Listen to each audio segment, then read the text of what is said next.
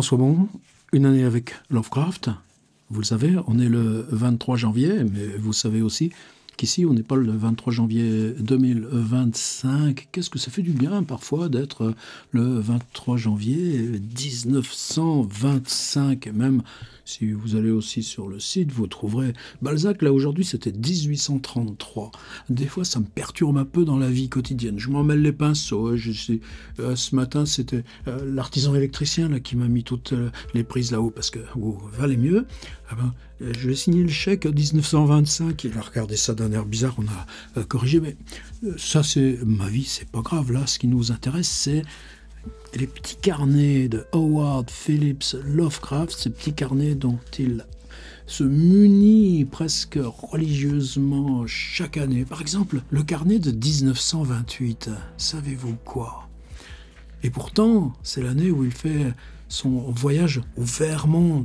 Donc un moment très important, c'est là où il va extraire le thème, les images, les paysages de chuchotement dans la nuit. Il revient, comment on revient à Albany, vous prenez le bateau qui vous ramène jusqu'à Boston. Et on fait le chemin inverse d'ailleurs, avec une part de bateau, avant de prendre le chemin de fer pour Lévis si on va à Québec. Mais sur ce gros bateau à roues à aube, il se fait voler son sac. Pourtant, c'est pas un sac qui vaut cher. Lui, heureusement, il a gardé sous son bras sa fameuse écritoire, c'est ce truc de rabat de cuir pliant. Dedans, il a ses enveloppes, il a du papier, il a des timbres. Il est autonome dans l'écriture. Et Lovecraft est un ordinateur portable bien avant l'heure. Tout le monde le sait. Mais dans son sac de carton bouilli noir, aller voler sur un bateau là, qui fait la navette entre Albany et Boston, un sac de carton bouilli noir. Qu'est-ce qu'on va lui voler? On va lui voler quelque chose à quoi il tient beaucoup, sa lorgnette. Vous savez, ces lunettes d'approche, comme les marins. Mais lui, c'est pour aller regarder les architectures. À chaque fois qu'il est sur le panorama d'une ville, ou chaque fois qu'il est un peu loin d'une maison, il ne peut pas aller frapper à la porte. C'est des maisons de riches, toutes ces vieilles maisons coloniales. Mais mais en voyage, avec lui, il a toujours sa lorgnette, on la lui vole. Il ne la remplacera pas, il n'a pas assez d'argent. Et dans son sac, eh bien, il a son petit carnet de 1928. Alors moi, ici, j'en ai un, voilà, 1928 Diary. Et en plus, vous voyez, là, il y a un W pour faire le lien aussi avec Georges Perec. Vous allez voir que c'est très étrange, ces liens qu'on peut tisser. D'ailleurs, aujourd'hui, je ne vais pas vendre la peau pour le journal de demain, mais demain, on va croiser Balzac, croyez-vous? Ouais, c'est comme ça. En attendant, on revient donc au carnet 1925, où il est. C'est celui-ci, Diary 1925. Vous voyez, à force de le manipuler tous les jours, d'ailleurs, ça commence à s'effacer, Diary 1925. Eh bien, quand j'étais là, l'été 2015, à la John Hay Library, et qu'on m'a donné l'original, et que j'ai pu travailler, c'est ça qui m'a choqué. C'est-à-dire, il était enveloppé dans un petit rabat. Et le faux cuir perdait là, son truc. Et il aurait suffi d'une petite bombe de fixateur, mais bon, je l'aurais signalé, mais regardez, il perd son... C'est comme ça. En tout cas, merci à la John Hay de l'avoir numérisé. Bon, il est temps, après ce prologue, pourquoi tout ce prologue? On est parti. Donc... ordinateur, vous connaissez la manip, on est habitué, on est bien le 23, on est vendredi parce qu'ils ont toujours un jour d'avance et chaque jour, je le répète parce que je ne sais jamais si vous êtes là tous les jours, il y en a de plus en plus qui me disent qu'on est là tous les jours, d'autres fois ils finissent « Ah mais on a loupé un jour !» Ouais mais je ne peux pas vous attendre moi. Alors qu'est-ce qu'ils nous racontent? Toujours la précision, Up 140. Ah bon, Lovecraft, tu t'es réveillé à 1h30 de l'après-midi? Ouais, mais vous savez justement comment il dort. C'est pour ça que nous, là, on le suit. Là. C'est ses rythmes physiologiques aussi. Et événement, Frank Belknap Long, son copain qui lui habite à Manhattan, est la mère de Frank. Et Lovecraft semble très lié à la mère de Belknap Long. Il ne faut pas aller y chercher des mères de substitution et tout ça, mais il sera très heureux de la présenter à sa tante. Sonia la connaît. Peu que ce soit d'ailleurs parce que Belknap va amener sa mère bientôt au 169 Clinton Street visiter. Et puis, eh ben, c'est le début de l'après-midi qui s'est enclenché. On frappe maintenant là, au tuyau au dos. Juste la chambre au-dessus, c'est l'ami George Kirk qui vient de passer sa deuxième nuit au 169 Clinton Street. Peut-être même est-ce la première. Kirk arrive, voilà. Et Kirk vient de dormir pour la première fois au 169 Clinton Street. Qu'est-ce qu'on fait? Eh ben, il est temps de descendre pour un petit dinner. Bah oui, l'après-midi est déjà bien entamé, donc on va en bas. Vous savez que c'est quand il ne précise pas, c'est à cette cafétéria qui s'appelle le Tiffany, là où ils sont d'habitude. Vous verrez, on aura même les menus très souvent, mais bon, c'est juste un plat. Et ensuite, bah, toujours là, maintenant, ils ont pris cette habitude là d'aller voir les bouquinistes. C'est-à-dire, à Fulton Street, tout près de Clinton, il y a beaucoup de magasins là, de seconde main et tout ça, dont des bouquinistes. Vous savez que la semaine dernière, avec Loveman, il y a fait toute une série d'affaires. Il récupérait un château d'Otrante de Horace Walpole de 1800.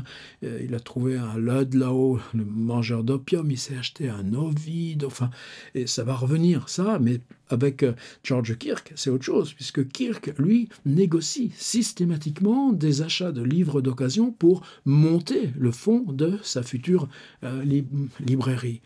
Et là, ben, il y a ça qui va être une petite chose. Oil heater, bitter cold. Ben ouais, New York est en plein sous la neige. Et regardez la météo qu'il fait aujourd'hui. Là, il y a toute une tempête de neige sur la côte est. Et ben là, c'est le début d'année 1925. C'est la même chose. Ah non, oui, j'avais du diary. Voilà, 1925. Lui, il n'est pas... Mais vous voyez, cette usure, là, cette petite poussière qui tombe, ça, c'est le vrai carnet de Lovecraft. Celui-ci, évidemment, moi, je l'ai acheté sur eBay.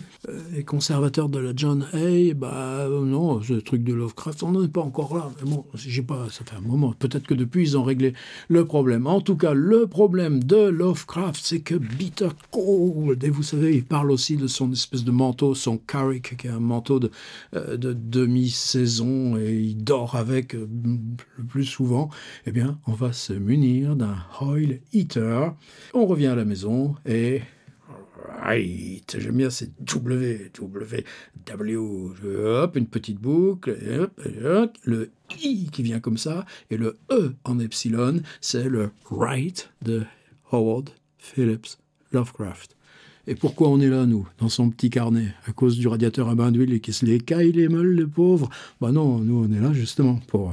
Right. Alors attention, ne lisez pas ce qui va se passer demain le 24. Ça, ce sera demain. Et maintenant, on va aller voir mon petit PDF. J'en profite là pour une petite annonce. Je vais des fois être un peu lourd là-dessus. C'est-à-dire, je vois les vidéos là, boum, ça monte. On est plein de dizaines là à regarder ces trucs. Je reçois plein de messages. Ouais, mais la vidéo, là, bon, d'accord, c'est vivant. Moi, je parle et tout ça. Mais ce qui compte, bah, c'est la camelote. Et la camelote, bah, c'est ce PDF là que je prends la peine. Aujourd'hui, ça m'a demandé toute la journée. Mais c'est mes découvertes, là, ce petit PDF. Mes découvertes, oui, parce que tu prends une piste et tu en trouves une autre. Tu prends une piste et tu en trouves une autre. Et là, c'est 2 jours. Là, ça va être encore énorme. Et on y est, là, dans le dur du travail. Mais c'est déjà un truc collectif. Et justement, pour que ce soit collectif, inscrivez-vous. Il arrivera tous les matins dans votre boîte mail. Il y aura les compiles avec. On est en train de faire un dictionnaire interactif avec plein de liens là, vers les sources, les trucs comme ça. Nous laissez pas tout seuls. On a besoin aussi là de serrer les coudes, encore plus aujourd'hui. Allez, on va aller voir ce petit PDF mitonné. Alors ceux-là qui s'occupent que des vidéos et puis pas de mes PDF parce que regardez pas. Alors première chose, là encore, merci ce matin, Paloma. Petit message parce que vous savez que dans les précédents, j'avais toujours là un truc, une sorte de générique, quoi. J'avais une page, une image là qui était celle là, de la page de garde là que j'avais j'adore, parce que c'est là où Lovecraft met la taille de son faux col, la taille de la pointure de ses chaussures, la taille de ses caleçons. Et il remplit scrupuleusement la petite page là, de Forget-Me-Not qu'on trouve là à chaque fois. Vous voyez, personal, my name is, my residence is, my business address is, bah lui ça risque pas, in case of accident. Et vous savez qu'on avait vu que lui, en cas d'accident, il ne met pas de prévenir Sonia, son épouse, il met de prévenir sa vieille tante Liliane à Providence. Et il y a aussi son numéro de téléphone. Alors évidemment, c'est comme Marcel Proust. Proust, au moins, dans la recherche, il parle énormément de téléphone. Alors nous, je parlais de chuchotement dans la nuit. On a donc une histoire de Lovecraft où le téléphone joue un rôle extrêmement important. Et il revient aussi dans d'autres récits. Mais là, ce qui se raconte au téléphone, on n'a pas de traces. Et ce qui est important, c'est ça. Là, ça le 23, ça veut dire que quand on arrivera à 365 plus 6, 371, on sera le 6 janvier 2026, waouh, je partirai en vacances, je sais pas. Pourquoi pas Providence? Donc là, pour l'instant, 23, c'est le 23 janvier 1925. Donc voilà, le petit copie du facsimilé, le petit bandeau. Je ne me suis pas trompé. Des fois, ça m'arrive. Oh là là, c'est bien aussi, les petites rectifs. Donc moi, j'étais basé sur l'idée d'avoir des PDF comme ça, double page. C'est beaucoup plus confortable à lire dès qu'on est sur tablette ou ordi. Sur téléphone, évidemment, on peut rester simple page. Je sais pas du tout. Dites-le moi, là, les inscrits, mes chers, sur quel support vous regardez ces trucs-là? Et donc Adobe, donc le lecteur de PDF, pour qu'on puisse lire les livres, ça se compose en double page. Donc ils mettent toujours la première page de une là en solo, et ensuite on a les doubles pages. Alors moi, ça me simplifiait. Bon, maintenant je vais bricoler un tout petit peu, donc j'aurai directement, on entre dans le mastoc directement. Alors là, j'ai pris un article dont je vais vous parler parce qu'on va aller voir le New York Times du jour. J'ai pris un article assez court. En fait, c'est une publicité. C'est Stravinsky. Alors, on donne son sacre du printemps. C'est Furtwängler, le célèbre chef d'orchestre qui va diriger le sacre. Et Stravinsky est là. Vous savez, on l'a vu arriver dans le petit journal il y a 5-6 jours. Il est débarqué du paquebot, on a signalé son arrivée. Et Stravinsky donne lui-même un concert, mais vous savez qu'on est dans cette question-là des transitions, des mutations, comme c'est important. On a les phonographes d'Edison, on a plein de publicités de ces phonographes. On a la radio maintenant qui commence évidemment, mais la radio c'est en direct. Et parallèlement à la radio, il y a encore ces magnifiques machines qui sont, alors Proust appelle ça, vous savez, avec Albertine, le pianola. C'est-à-dire le pianola, vous jouez du Debussy, du Wagner, c'est beaucoup plus compliqué que ce que vous pouvez jouer vous, mais c'est le piano, on agit les touches fort, pas fort, vite, pas vite, les marteaux, on a plein de nuances, mais avec des rouleaux, avec des petits picots. Eh bien, Stravinsky va enregistrer lui-même son concert sur une de ces machines, sur un piano-là. Alors, j'ai pas fait de recherche, mais vous voyez, c'est là où le collectif peut être vachement important. Là, moi, il y a cette piste-là. Est-ce que vous savez si cet enregistrement de Stravinsky, le samedi 25 juillet 1925, puisqu'il a existé de façon mécanique pour ce piano-là, le Dwohart de la Aeolian Company, est-ce que vous savez si on en a la trace? On a bien la voix d'Apollinaire, Apollinaire 1913, cet enregistrement. Voilà, c'est ça, moi, qui me meut là, dans ce marathon, parce qu'il va falloir le tenir quand même. Alors, qu'est-ce que j'ai trouvé?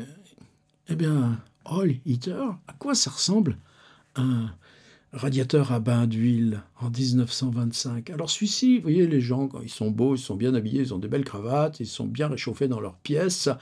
Now hard hitting is a proved success. On voit même pas le fil là, qui le relie à la prise électrique et à la résistance. On voit là, le gros volant de la résistance pour chauffer le bain d'huile, mais bon, probablement c'est ce Hoyhoe-Matic, c'est la même marque. C'est ce truc, par exemple, que Roland Barthes, dans l'Empire des Cygnes, sa surprise au Japon, qu'on ne chauffe pas les pièces. Au Japon, et je pense même que dans la psychologie, ça continue aujourd'hui. L'hiver, qui peut être très dur, on installe un point chaud dans la pièce. On installe le point chaud là où nous, on se tient dans la pièce. Et on ne chauffe pas l'ensemble. Eh bien, avec le bain d'huile dans sa petite chambre, où est-ce qu'il le met, Lovecraft? Près de son canapé ou près de son fauteuil Maurice à bascule, là où il s'installe pour lire? Ça, on ne le sait pas. Mais n'empêche que, moi, ce qui compte, c'est se dire, il y a quoi qui est posé par terre? Ça ressemble quoi? Ça ressemble à quoi? Le truc qu'il a posé par terre et qu'il vient d'acheter, peut-être d'occasion, parce que quelqu'un vient de s'acheter un beau Hoyhoe-Matic, là, de nouveau modèle, et lui, là, justement, en faisant les boutiques d'occasion, là, Fulton Street avec Kirk, ils ont trouvé, oh, dis donc, $15. $15 quoi? $15 le chauffage à bain d'huile. Oh, on va aller voir direct le New York Times. Vous savez que l'éclipse, ce sera l'événement de demain, donc on ne brûle pas nos cartouches, mais on voit ça qui monte. Là, il y en a une double page dans le journal avec tous les lieux de plus grande intensité. Par exemple, dans New York, on sait que c'est seulement au-delà de la 96e rue qu'elle va être totale. Toutes les conséquences scientifiques, toutes les expériences qu'on met en place, tous les avertissements pour la population, mais ça, vous allez voir, c'est demain qu'on se régale, vous serez tous inscrits d'ici demain.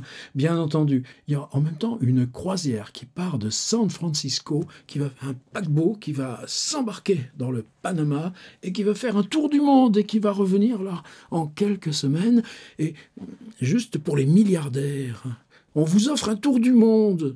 Ce sera quoi ce tour du monde si juste ça tu fais ce que font maintenant tous ces espèces de cargos chargés de déchets ou chargés de toutes nos merdouilles chinoises? Tu remarques, tout ça, ça a été fabriqué en Chine, donc ça passe par les conteneurs. Pareil, moi je me suis régalé sur le port de Auckland. Mais là, ils vont payer, ça va à partir de $2000, tu peux avoir une cabine, mais c'est pas terrible. Et ils vont jusqu'à payer $25 000. Et pour $25 000, 50 millionnaires, il y a les noms. Il y a ce que ça représente par rapport à leur fortune. Ça en vont faire un inutile tour du monde où ils ne verront tous les jours que le même coucher de soleil. Mais bon, en même temps, c'est Phileas Fogg. La radio. Et regardez Spotify. Les copains musicaux, combien vous touchez sur vos diffusions Spotify? Des clopinettes? Ouais, et bien là, voilà qu'arrive la radio. Et quand ça passe à la radio, vos trucs, eh bien, tout d'un coup, tout le monde des auteurs, compositeurs se trouve renversé cul par-dessus tête parce que la rémunération n'est plus, les modes de rémunération ne sont plus du tout les mêmes. Et moi, quand je suis souvent ces musicaux US, tu payes un tout petit peu, mais tu as le droit d'écouter le concert en direct, toutes ces expériences qui sont là, ou les vinyles avec le QR code pour avoir la version numérique. Et puis le fait que tu exprimes la volonté de soutenir, là, cette mutation de l'économie par une transition de support, eh bien déjà, là, en 1925, avec l'essor de la radio, tout d'un coup, quel problème pour les auteurs-compositeurs. Et à côté de ça, Madison Square Garden, alors ceux de ma génération, ils se souviennent, Rolling Stones, 12 décembre 1969, on enregistre le Get Your Yes Out. Attendez, je vais vous le montrer. Rolling Stones, 1969, au Madison Square Garden. J'ai ce disque-là depuis que j'étais en première. Ça remonte. Mais c'est toujours le même, je l'ai toujours gardé. Eh bien, au Madison Square Garden, qu'est-ce qu'il y a là? Aujourd'hui, un salon de la volaille accompagné. Alors, salon de volaille, attention, parce que poulets, lapins, bantams, je sais pas ce que c'est, des pigeons, des renards, et des bêtes rares et ornementales et des conférences éducatives. Allez, vite maintenant, un petit tour dans le New York Times. Pendant ce temps-là, vous me faites l'inscription pour recevoir le PDF. Dans la une du New York Times, là en ce moment j'ai un petit peu un faible, ce sera le cas demain encore, en bas de la première page, et vous verrez demain aussi, il y a toujours un article qui redonne le moral. Et je me suis dit, par pitié, j'en ai assez d'ouvrir la une de nos journaux maintenant, faites-nous ça. On devrait le réhabiliter de façon obligatoire sur la une du journal quotidien, un petit bout d'article de quelque chose qui est susceptible de nous redonner le moral. Eh bien, eux, ils le font. Alors aujourd'hui, il s'agit de quoi? J'ai mis évidemment dans le PDF aussi ce monsieur James Wallace, Subway Platform Guard. C'est-à-dire plateforme, c'est-à-dire entre les voitures, il n'est pas contrôleur. Non, il est juste là pour veiller à ce que tout se passe bien. Wallace, c'est un Écossais en plus qui a été blessé dans la Première Guerre mondiale. Il est arrivé à New York il y a seulement 3 ans, laissant sa femme et 2 petits-enfants en Écosse. C'est-à-dire que la paye de M. Wallace, il l'envoie tous les ans, lui, le blessé de guerre. Il l'envoie tous les mois, peut-être même toutes les semaines, en Écosse pour entretenir ses 2 enfants. On était Canal Street, juste en dessous là, du bureau et des fenêtres de Casey Neistat. Vous vous rendez compte, mais Casey n'était peut-être pas encore à l'époque. Et qu'est-ce qu'il voit là, au moment où le métro part? Madame Weisbaum, oui, mais il ne sait pas qu'elle s'appelle comme ça encore. Eh ben, elle a perdu son portefeuille. Alors, il a eu un moment d'hésitation. Il est payé, Monsieur Wallace, $32 par semaine. Dans le portefeuille de Madame Weisbaum, il y a $1 573. Alors, $30 par semaine, ça fait 120 par mois. Donc, en gros, c'est son salaire d'1 an dans le portefeuille de Mme Weisbaum, à lui, qui envoie sa paye tous les mois là, à sa femme et ses 2 petites filles restées en Écosse.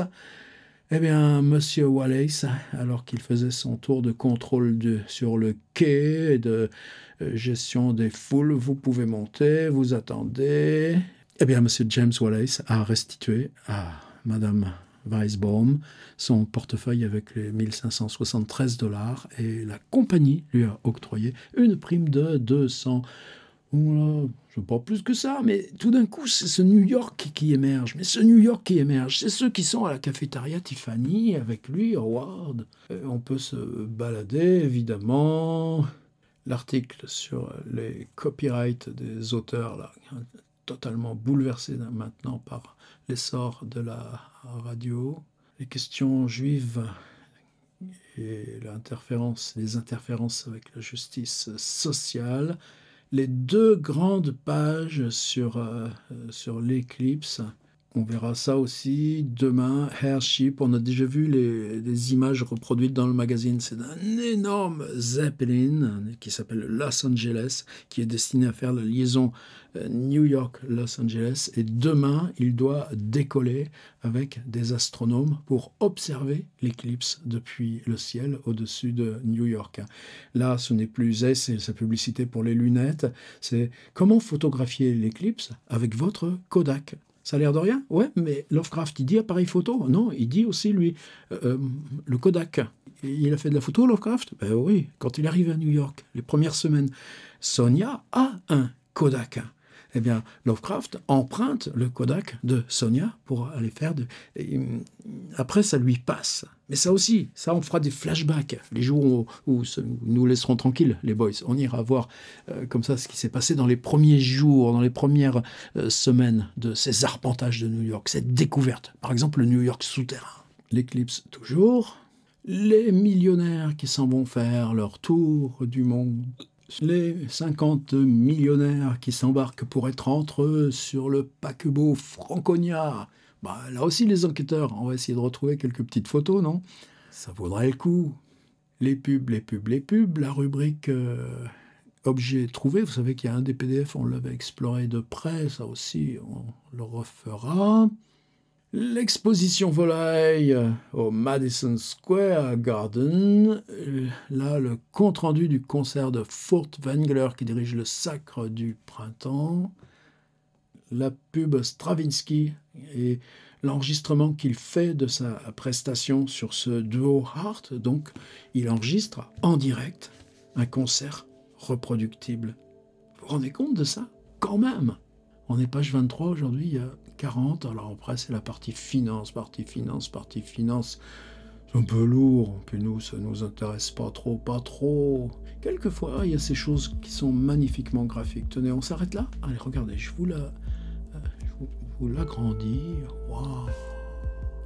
Vous savez, il y a ce japonais là qui fait des perfs où c'est toujours des suites de nombres. Si je pars là, justement, 62, 76, 62, 82, 62, 92, 62, 99, 63, 02, 63, 03, 63, 04, 63, 06, 63, 19. Vous avez bien compris que vous pouvez arrêter la vidéo. Là, je continue jusqu'à ce qu'il n'y ait plus personne pour voir. 16, 22, 83, 25. Là, j'y ai à l'horizontale. 88, 06, 95, 66, 10, 290, 741.